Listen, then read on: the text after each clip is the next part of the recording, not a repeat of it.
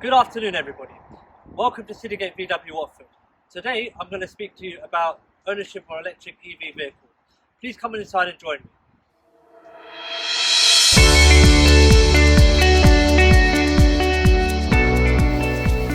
So here we've got the VW ID3, which is part of the ID3 ID family in regards to the Volkswagen range. Just going to show you some points on the vehicle, which are quite important in regards to the ownership of an electric vehicle. So let's have a look at the charging point and where the charging access is on the vehicle. So if you follow me through.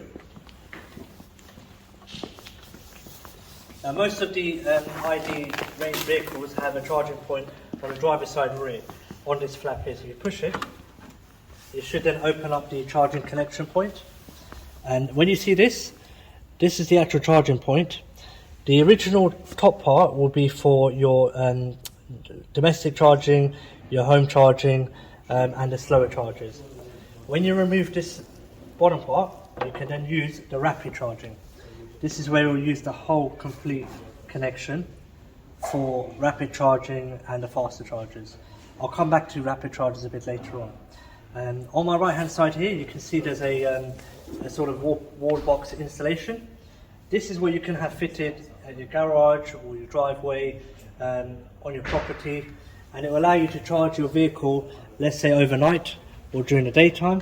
This will go wiring into the house itself, and then you've got the connection, which is a cable like this. And literally you just use the top part, take the cap off, and this top part will go straight into the top of the charging point, just like so.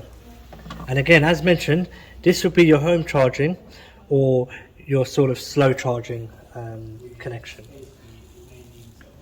You can then remove it, and if you've got the rapid charger, which has the bigger connection, to connect there. Now we'll move on to the interior of the vehicle. We're going to discuss about the range and where you can actually see what's left for the miles of driving. So you can see here down the middle, you have a little instrument cluster, and just there you can see the range left in the vehicle, which on this instance is 9 miles.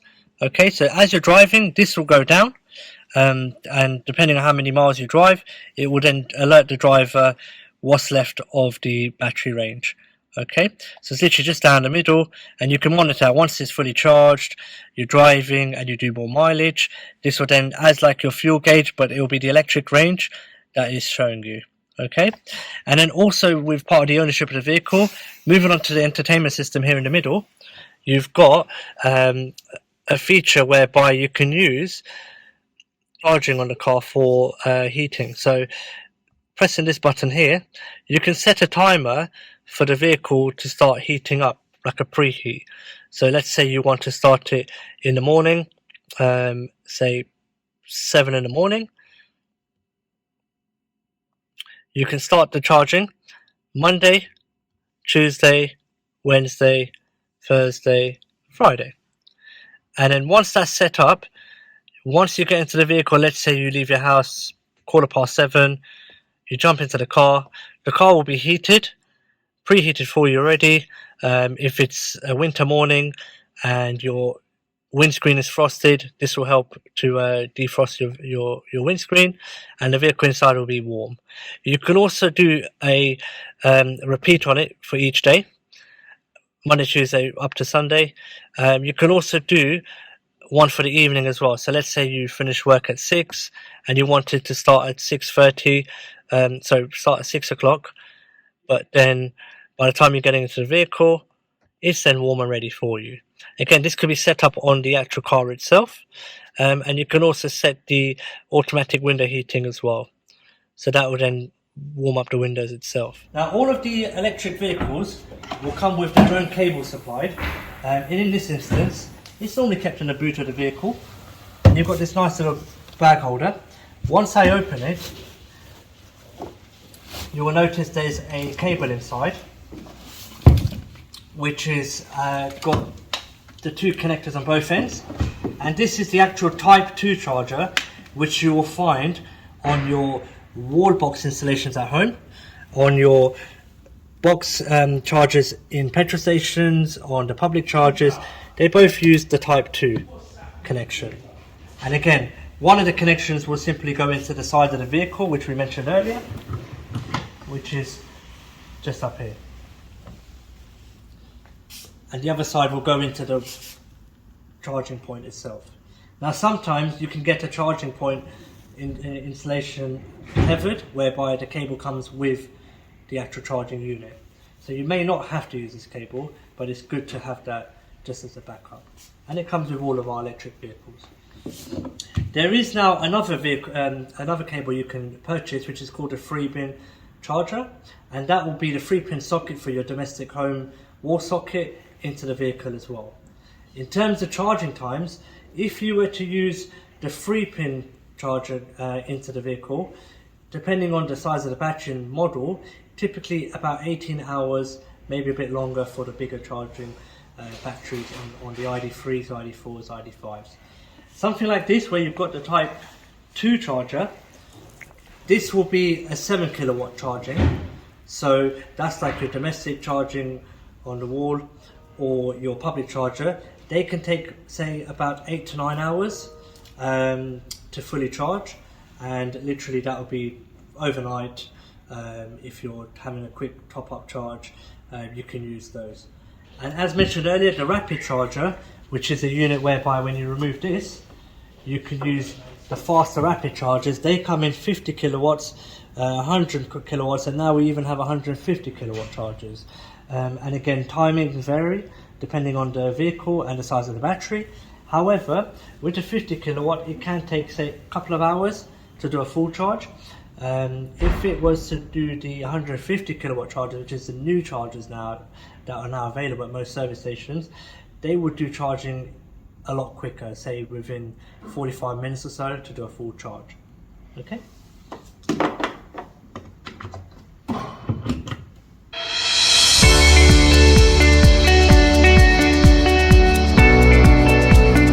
Here we have 4 charging bays for which they have 4 different charging units installed. I'm going to talk you through. So the 2 on the left hand side, which are these 2, they're 7 kilowatt chargers. This one's a 22 kilowatt charger, and we've got a 50 kilowatt charger as well. So starting with the 2 on the left, they both have wall charging sockets that have been attached just up here on the top. So you can see two wall box charging units. These could be placed in your workplace. They could be fitted, installed at your home address as well. Now these 2 have both got tethered cables, so they've actually got a cable that comes from the unit, and you've got the plug-in just there. So you can get the home charger unit tethered with a cable, or it will be without the cable, but then you can use the cable that's supplied with the vehicle. And it's quite simple. So you literally take the cable and you would plug it into the actual vehicle, and when you can see the green indicator just there, you can see that the car's being charged. And that will be your 7 kilowatt charger, which will take around about 15 hours to charge, depending on the vehicle that's being used and the battery size. Moving on to the 22 kilowatt charger, which is this one. Again, this is a wall box installation, and you can have this fitted at your home address. However, you would be needing a 3-phase circuit in regards to your electrics. So not all home chargers can have a 22 kilowatt fitted. If you can, it will be great, because it'll be quicker for you to charge the vehicle itself. These can take around about, say, 8 hours to 9 hours on a full charge. And literally this one again does not come tethered with a cable, so you would use the cable supplied from the vehicle. One end will go into there, and then the other side will go into the vehicle, which most of the time on the IDs are on the right hand side. Moving on to the 50 kilowatt charger, which is this one. This is our rapid charger, and most rapid chargers will have their own cable again, which you can see it's got a tethered cable, and the connector is just here. And now it's got the DC combo charger, which is the bigger unit using the whole connection on the vehicle. And this will be a 50 kilowatt charger, which can take an hour and a half to 2 hours, depending on which vehicle is being charged again.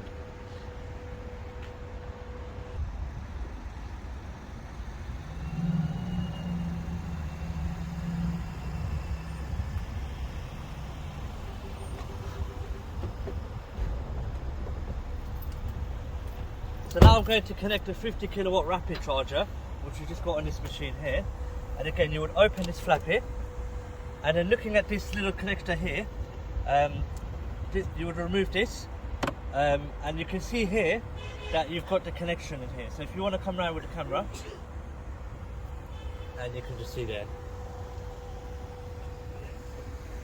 Going back to the machine here, you've got the fast charger, which is the bigger connection, and this literally pushes right in there.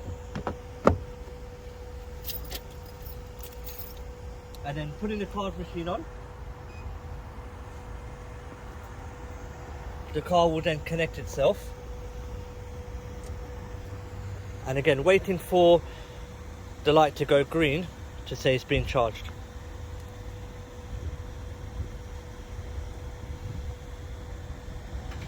And the machine will let you know that it's being initialized. And there we go. So currently 50%, and it's got the charging. Since it's been doing the charge, you can stop it there as well. Going back to the car itself, the green light is on as well. And lastly, if you go back into the interior, the car will tell you how long is left. So just there, you've got 1 hour and 30 minutes to complete full charge, currently on 118 miles. So for this vehicle to charge fully, it's got another hour and a half or so to go.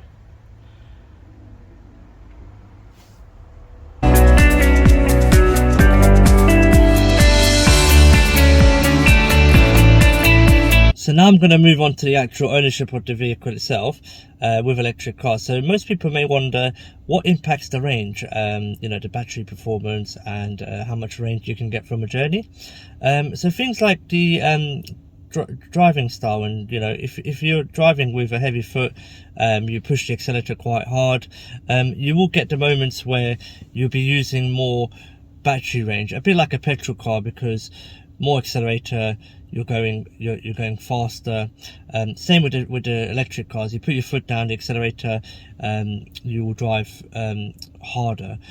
So things like driving lighter, using cruise control, it will then use the different driving modes that are available. This will allow you to maintain the battery and use of maximum range available. You can get a heat pump as well. Heat pumps typically will give you an extra 25 miles of extra range if you do use like a heat pump on the vehicle as well when ordering your car. There are two types of driving modes as well. You have the D mode and you have a B mode. The D mode is like your normal automatic mode, which is just your normal driving style mode.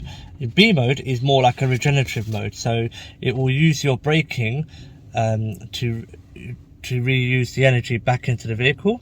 And what will happen is, as you're using the one pedal driving on a B mode, you come off the accelerator, the car will start braking, and it will then use that regenerative braking to recharge the battery, to then not let that energy go to waste.